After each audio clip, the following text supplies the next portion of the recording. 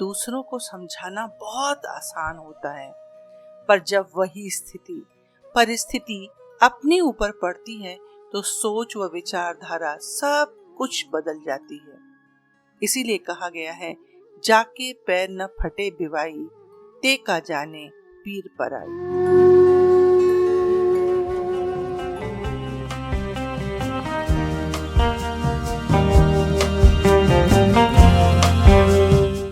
नमस्कार, सत श्री अकाल, आदाब, गुड मॉर्निंग।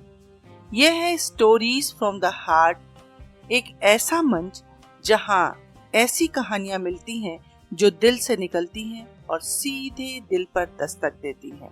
तो चलिए मेरे साथ कहानी के उस सफर में जो सच्चाई से रूबरू कराती हैं, छुप छुप कर आंखों से आंसू बहाती हैं, जो कभी इश्क में चुन्नी का छोर मुंह में दबा लेती हैं, जो कहती कुछ और है पर हर किसी की जिंदगी से जुड़ जाती हैं।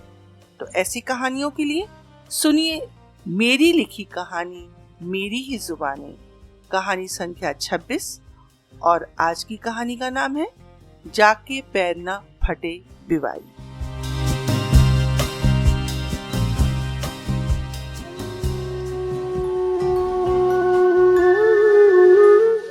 रागिनी की कहानी जाके पैर न फटे बिवाई ब्लॉग में क्या छपी, सहमति और असहमति प्रकट करने वालों की झड़ी सी लग गई। कल तक की सामान्य सी स्त्री आज चर्चा का केंद्र बिंदु बन गई। उसने कभी सोचा भी नहीं था कि एक कहानी उसे इतने सवालों के घेरे में लाकर खड़ा कर देगी।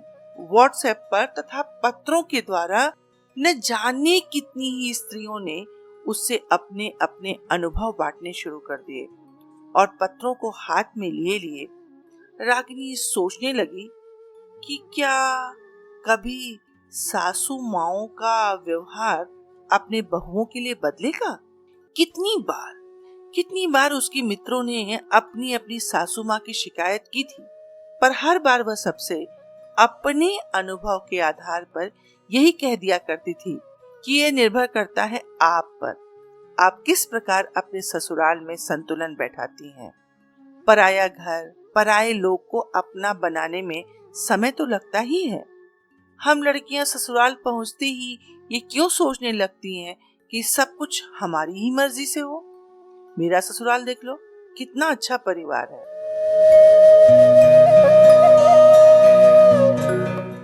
15 वर्ष बीत गए।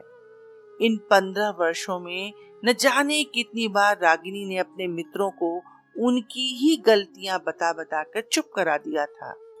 घर और नौकरी के बीच उचित तालमेल बैठाती रागिनी हमेशा सोचा करती थी कि घर वाले उसे एक आदर्श बहू जरूर मानते होंगे।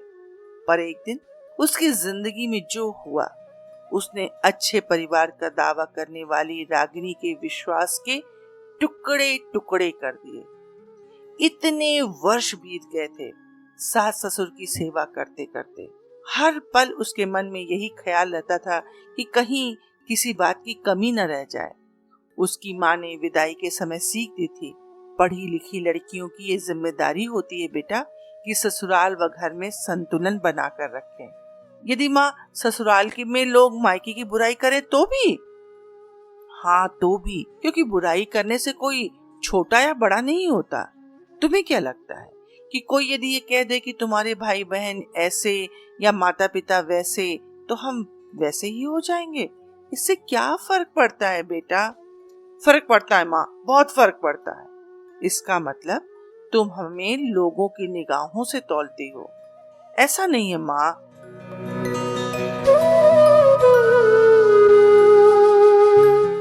कई बार सास ने ऐसा कुछ कहा कि वह थोड़ी देर के लिए विचलित भी हो गई, पर माँ की सीखों की वजह से उसे ससुराल में तालमेल बैठाने में कोई विशेष तकलीफ नहीं हुई। लेकिन जब 15 साल बाद एक दिन माताजी ने यह कहा कि मेरे समर के लिए तो बहुत अच्छे रिश्ते आ रहे थे, मिस्टर दुबे जी की लड़की वो तो बहुत सुंदर थी, अच्छा परिवार था, दान दहेज भी मिल रहा था। रागिनी का मुंह खुला का खुला रह गया। मन किया कि कह दे कि जब अच्छी लड़की और अच्छा दान दहेज मिल रहा था तो क्यों नहीं कर ली शादी?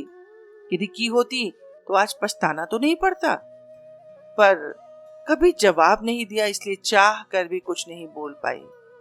उस दिन उसे एहसास हुआ, सासू माँ कभी अपनी माँ नहीं बन सकती और ना ही ससुराल अपना घर। अपनी सास की बात सुनकर उसे कस्तूरी की बात याद आई। कैसे बिलक बिलक कर रोते हुए उसने अपनी पीड़ा उसे सुनाई थी। उसकी सासू माँ हमेशा कुछ न कुछ कहा करती थी, लेकिन जब उसकी सासू माँ ने लोगों के बीच हंसते हुए कहा, यादव जी कह रहे थे कि बाबा जी इस घर में शादी करने लायक नहीं, क्योंकि लड़की का गांव शहर से बहुत दूर है, सवारी भी नहीं मिलती। तब वह यानी कि कस्तूरी टूट कर बिखर गई थी और रोते रोते कहने लगी, अब तुम ही बताओ रागिनी, शादी मुझसे करनी थी या मेरे गांव से? और ऐसा कहने वाले लोगों का हाल सुनो। उनके अपने घर में चारों तरफ अभाव ही अभाव था। जब रागिनी ने कस्तूरी को समझाने की कोशिश की तो कस्तूरी ने कह दिया, रागिनी इतना आसान नहीं है, ऐसी तीर जैसी चुभने वाली बातों को सुनकर अनसुना कर देना। ऐसी बातें अंदर तक घायल कर जाती हैं। हाँ जरूर करती होंगी डियर, पर एक कान से सुनो और दूसरे कान से निकाल देने की आदत डालो, जिंदगी आसान हो जाएगी। इतना आसान नहीं है रागिनी, नहीं भूलती ये बातें, कांटे की तरह चुभती हैं। भूलना तो पड़ेगा वरना जीवन जीना मुश्किल हो जाएगा। अभी ये बातें चल ही रही थी कि सुषमा आई और बातों में रस लेते हुए बेंच के ऊपर बैठ गई। बात खत्म होने पर कस्तूरी को समझाने की जगह अपना ही दुखड़ा रोते हुए बोली, मैं समझ नहीं पाती हूँ ये ससुराल वाले कब बहुओं का दुख समझेंगे। खुद तो सारी जिम्मेदारियों से मुक्त हो चुके, अब हमें अपने बच्चों को तो पढ़ाने दें। हमारे बच्चों की परीक्षा है और सासू माँ ने घर में कीर्तन रख लिया। दुख इस बात का है कि पापा भी उन्हें समझाने की जगह उनकी हाँ में हाँ मिलाते रहते हैं। तो तू बात कर, उन्हें अपनी परेशानियां बता, वे मान जाएंगे। मैं क्यों बताऊं? उन्हें नहीं समझना चाहिए? अरे समझना चाहिए, पर नहीं समझ रहे हैं तो समझाना तो पड़ेगा ना। मुझे पता है उनका जवाब क्या होगा। क्या होगा? यही कि बड़ी मुश्किल से लोग मानते हैं, बड़ी बरकत होती है पूजा पाठ करने से, तू भी किया कर। माता जी तो बिना सोचे समझे कुछ भी बोल आती हैं, फिर सारा काम हमारे सिर पर पड़ता है। अब लो लग जाओ काम वालियों की तरह, 100 लोगों का खाना बनाओ, पूजा के लिए प्रसाद बनाओ, काम करें हम और नाम होगा माता जी का। लगता है तुम्हारे पति भी मेरे पति की तरह कुछ नहीं कहते, कस्तूरी ने कहा। सुषमा ने एक गहरी सांस ली और बोली, पुरानी औरतों के पास न जाने कैसा जादू होता था कि पति और पुत्र दोनों को वश में करना आता था। मजाल है कि कभी पिताजी या अभय कुछ बोल दें या उनकी बात काटें। हाँ जादू तो आता है, मैंने भी देखा है।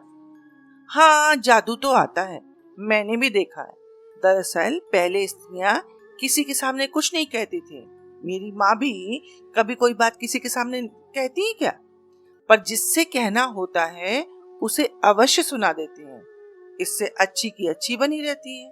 और एक हमें जो कुछ कहना होता है, जहाँ कहना होता है, जिससे कहना होता है, बिना सोचे समझे सबके सामने कह देते हैं और बुरे बन जाते हैं। रागिनी ने समझाते हुए कहा, ससुराल में माता पिता हमारी बातें शायद न सुने, पर जब यही बात उनके बच्चे उन्हें समझाएं।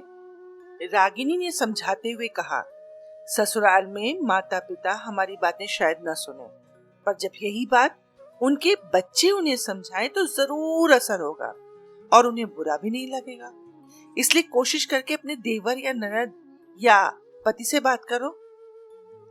बड़ी रहस्य भरी मुस्कान के साथ सुषमा ने कहा, रागिनी तुम्हें क्या पता है कि हमने ये प्रयास नहीं किया होगा? अच्छा फिर क्या?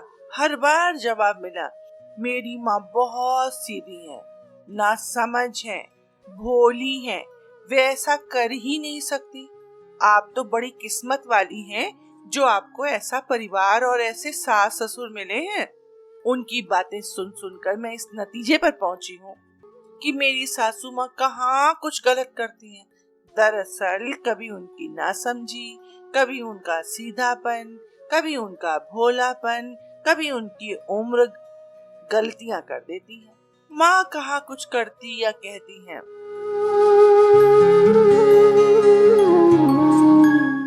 इस बात को भी 2-4 साल हो गए। आज अपनी सास के द्वारा कहे गए वाक्य ने रागिनी को कस्तूरी व सुषमा के दर्द को नए तरीके से सोचने के लिए विवश कर दिया। आज उसे कस्तूरी की बात की सार्थकता नजर आ रही थी। उसने सत्य ही कहा था कि जाके पैर न फटे बेवाई, देखा जाने पीर पर आई। जब दर्द बढ़ने लगा तो सोचा क्यों न इसे कहानी का रूप दे दे, और आज पत्रों के भरमार ने उसे ये एहसास करा दिया कि इस दर्द से घायल और भी लोग हैं। धन्यवाद।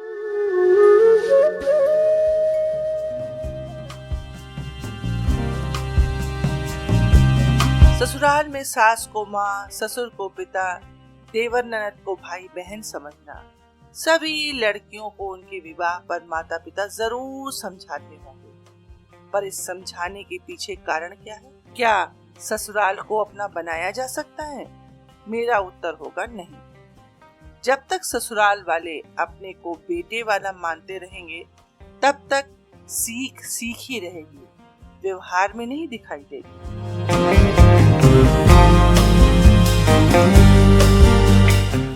यदि मेरी ये कहानी आपके दिल को छू ली हो तो कृपया अपने मित्रों के साथ साझा कीजिए और अपने विचार shraddha.pdy@gmail.com पर भेजने का कष्ट कीजिए। एक पक्ष के पश्चात फिर मिलेंगे एक नई कहानी के साथ। तब तक आपकी प्रतिक्रिया की प्रतीक्षा में।